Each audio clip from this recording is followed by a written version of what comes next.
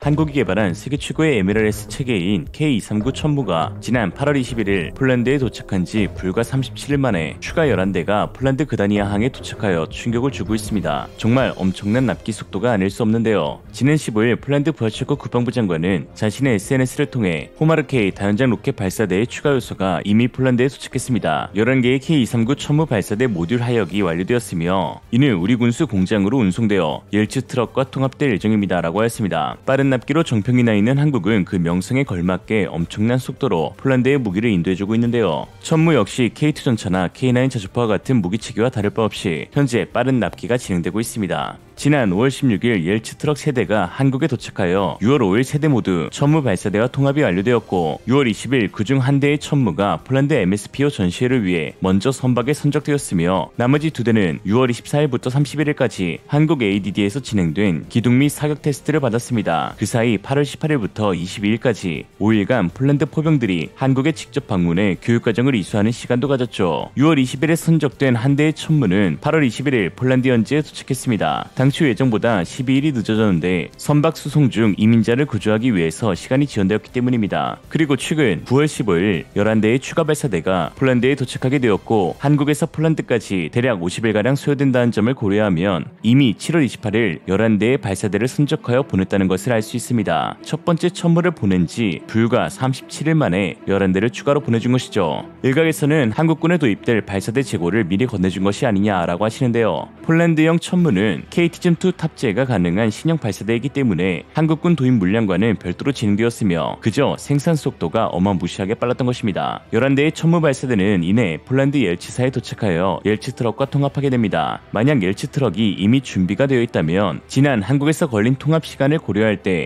약 20일에서 30일이면 11대의 호마르K가 출고될 것으로 추정되는데요. 이로써 10월 안으로는 총 14대의 천무 호마르K가 폴란드에 배치될 수 있다는 것을 알 수 있습니다. 지난해 10월 19일 천무 288문 도입에 관한 기본계약 체결 이후 정확히 1년 만에 14대의 다연장 로켓 발사대를 갖게 되는 폴란드이죠. 유사 체계인 미국의 하이마스 MLRS 납기 속도와 비교해보면 한국이 얼마나 빠르게 보내주고 있는지를 체감할 수 있는데요. 지난 2019년 2월 11일 폴란드는 미국과 20대의 하이마스 도입 계약을 체결하였고 1004대의 물량을 인도받은 시기는 4년 4개월 6일이 지난 2023년 5월 17일이었습니다. 심지어 폴란드가 인도받은 하이마스는 옐츠사의 트럭과 통합되지 않은 제품이었다는 것을 보면 옐츠 트럭에 얹어 배송까지 해낸 하나 에어로스페이스의 통합 및 생산 능력은 가히 타의 추종을 불허한다고 할 수 있죠. 역시 하나는 야구 빼고 다 잘해. 또한 천무는 하이마스 대비 가격적인 메리트도 상당합니다. 두 대의 포드가 장착되는 천무는 하이마스의 2배 장탄수를 가지고 있는데 가격은 오히려 하이마스의 60% 수준인 대당 30억 원입니다. 특히나 하이마스는 C-130 수송기에 싣기 위해 경량화에 치중한 장비로 지지대 장비를 갖추고 있지 않지만 그럼에도 불구하고 천무보다 더 비싸죠. 다연장 로켓의 지지대는 발사 시 흔들리는 차체를 잡아주기에 사격의 정밀성을 확보해주는 아주 중요한 장비이지만 하이마스의 운용 방식 자체가 주로 GMLS 유도 로켓을 사용하는 방식이고 또한 발사 망각을 통한 생존성을 끌어올린 게릴라 전술을 구현하고 있어 지지대를 탑재하지 않았습니다. 반면 천무에는 좌표를 입력하는 동안 연장형 스페이드 지지대가 지상과 차대를 고정시키게 되는데 이로 인해 반동을 크게 줄일 수 있어 유도 로켓은 말할 것도 없고 무유도 로켓마저도 정확도가 상당히 우수하다는 평가를 받고 있습니다. 지상군 대화력전에서 우직히 무유도 로켓을 쏟아내기 원하는 국가들에게 천무는 더할 나위 없는 좋은 선택이죠. 한국이 천무를 개발하면서 투입된 개발비는 약 1,300억 원, 현재까지 사우디, UAE, 폴란드 등 수출 실적만 13조 원에 육박하니 하나 입장에서는 수출 효자 중의 효자입니다. 더욱이 미국의 Mi-70 MLRS가 단종됨에 따라 앞으로 천무를 찾는 국가들은 더욱 늘어날 전망이죠. 폴란드 옐츠사 영업이사 마르신 야쿠브스키는 최근 MSPO 전시회에서 천무를 개발한 한국의 기술력을 극찬했는데요.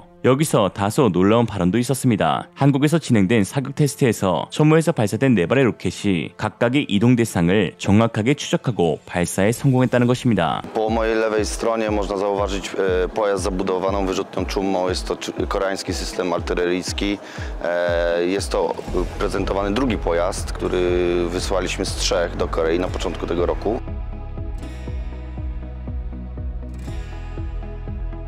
Pojazd 8x8, bazowy pojazd wprowadzony do sił zbrojnych RP. Jest to pojazd na bazie podwozia do systemów Jak, do systemów transportowanych czołgów Abrams. Zmodyfikowaliśmy go do zabudowy wyrzutni. Wyrzutnia jest koreańskiej firmy Hanwha. Obecnie jeszcze mamy jedną wyrzutnię, która czeka na strzelania z systemem o zasięgu 300 km. Ta wyrzutnia, którą tutaj prezentujemy, jest to wyrzutnia z rakietami, których zasięg opiewa na 80 km. Akurat 2 tygodnie temu skończyliśmy testy strzelań w Korei, przeszły je pozytywnie. Każdy pocisk z 4 został dokładnie namierzony i wystrzelony w obiekty ruchome. Zakończyliśmy również też testy trakcyjne w Korei. Podwozie obecnie wraca do Polski. W okolicach końca września wróci, żebyśmy mogli je otworzyć i dostarczyć do MON-u. Pojazdy testowane w Korei były zarówno i w terenie, jak i też na szosie. Były badane pod względem wstrząsów symulatorem rakiety. Były całoczynnikowane, także tutaj te wszystkie testy też żeśmy przeszli.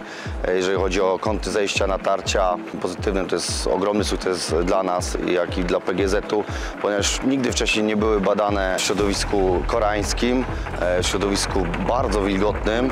To też jest jak gdyby nobilitacja dla nas z tego względu, że po prostu w takim klimacie nigdy nie operowaliśmy wcześniej, jeżeli chodzi o pojazdy. Chciałem nadmienić, że pojazd jest w całości skonstruowany w Polsce, także jest to myśl techniczna polska, także naprawdę ten sprzęt możemy traktować jako nasz rodzimy produkt, także wszystkie elementy, jeżeli chodzi o informacje, że Polacy nie potrafią, także są błędne, także miejmy nadzieję, że te pojazdy będą z sukcesem wykorzystywane w siłach zbrojnych. ADD 안흥 시험장에서 당시 사격 테스트 때 사용된 로켓은 한국판 GMLS로 불리는 239mm 유도 로켓입니다. 239mm 유도 로켓은 천무를 대표하는 로켓으로 천무가 K239로 불리는 이유 중 하나입니다. GPS, INS 항법을 통해 매우 뛰어난 정밀 유도가 가능한데요. 로켓의 앞뒤로 장착된 날개로 비행 중 오차를 수정하며 표적까지 유도할 수 있습니다. 특히 239mm 구경부터는 단일 고폭탄뿐만 아니라 DPICM 집속탄을 사용할 수 있는데 이는 지상 화력전에서 엄청난 우위를 가져다주는 화력 체계입니다. 천무 한 대당 각 포드가 6발, 총 12발을 동시에 발사할 수 있는데요. 239mm 유도 로켓에 약 300개의 자탄이 탑재되어 있어 발당 최대 축구장 약 3배 크기의 면적을 쫓아낼 수 있습니다. 한 발당 살상 반경이 축구장 3개란 뜻은 그 넓이의 모든 표적을 다 제거한다는 의미보단 로켓의 자탄의 파편이 날아가는 넓이가 축구장 3개 정도라는 것입니다. 특히 최근 한국은 239mm 유도 로켓에 램제트 추진 기술을 적용하여 사거리를 대폭 연장시키는 개발을 진행 중에 있는데 지난해 12월 20일 사우디아라비아, 노르웨이, 이집트, 스웨덴, 아랍에미리트, 폴란드, 필리핀 등 7개국 50여 명이 참관한 자리에서 200km 떨어진 표적을 정확히 명중시키기도 했습니다. 타국의 군 관계자들 앞에서 개발 무기를 시연했다. 사실상 개발이 완료되었다는 것이죠. 여기까지는 대부분 아시는 사실인데요. 숨겨진 반전을 하나 말씀드리면 앞으로 기존 사거리 대비 10배, 최대 800km까지 연장시킬 계획이 있다는 것입니다. 사거리가 80km나 되기 때문에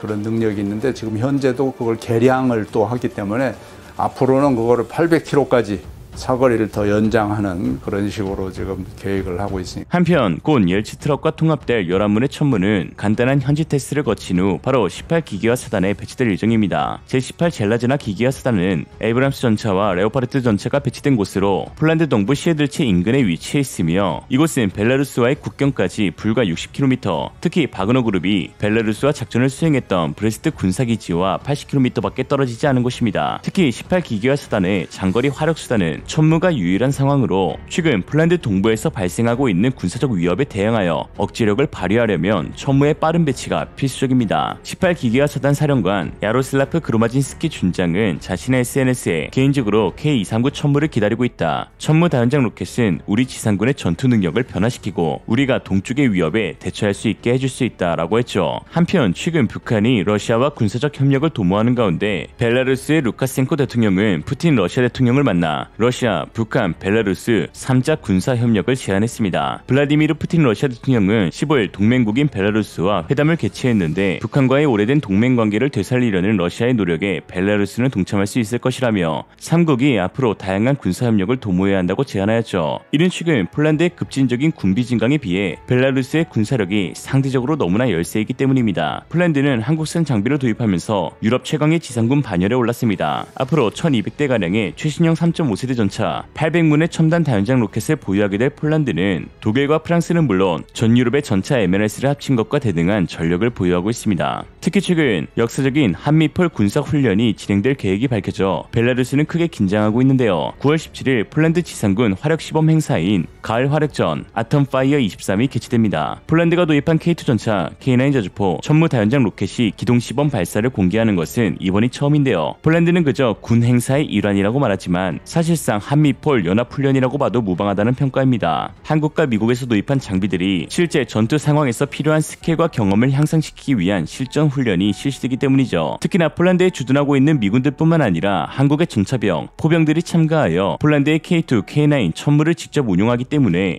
사실상 3국 연합훈련이라고 볼 수 있습니다. 단순히 무기체계의 호환 능력을 점검하는 수준을 넘어 함께 전투에 나설 수 있다는 것을 러시아와 벨라루스에 암시한다는 의미죠. 성일 국방부 전력자원관리실장 역시 폴란드의 디펜스 24와인 TV에서 폴란드와 한국의 방산협력은 단지 수출과 수입에서 그치지 않고 양국가가 유사시 제2의 군비기지를 구축할 수 있다는 것과 동시에 같은 무기체계를 사용하므로 양국의 병사들이 서로 최고의 파트너로 등극했다는 데에 의미가 있다라고 했습니다. 명실상부 지구대장 미국, 유럽 최강 군사강국 폴란드, 아시아 최강의 화력 체계를 갖춘 한국의 동맹은 어벤져스급이라고 불려도 손색이 없죠. 벨라루스 역시 이에 대응하기 위해 9월 말 러시아와 대규모 군사훈련을 실시하기로 했습니다. 급조한 티가 팍팍 나지만요. 벨라루스는 스머치와 폴로네즈 MLS로 무장한 제336 로켓 포병 여단 부대를 이미 훈련이 진행되는 지역으로 이동하기 시작했습니다. 비록 푸틴은 자국이 북한과 어떤 군사적 합의가 없다고 하지만 러시아 위성국 벨라루스의 대통령의 말은 달랐습니다. 더욱이 벨라루스는 중국과의 군사협력도 추진해야 한다고 목소리를 높이고 있죠.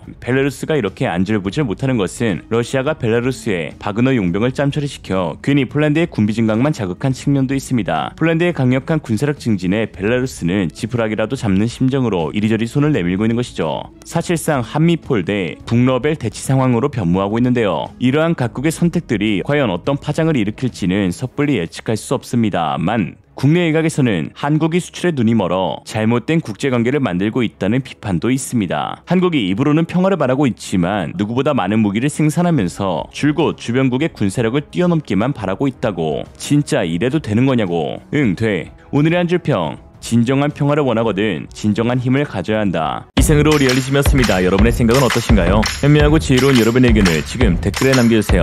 감사합니다.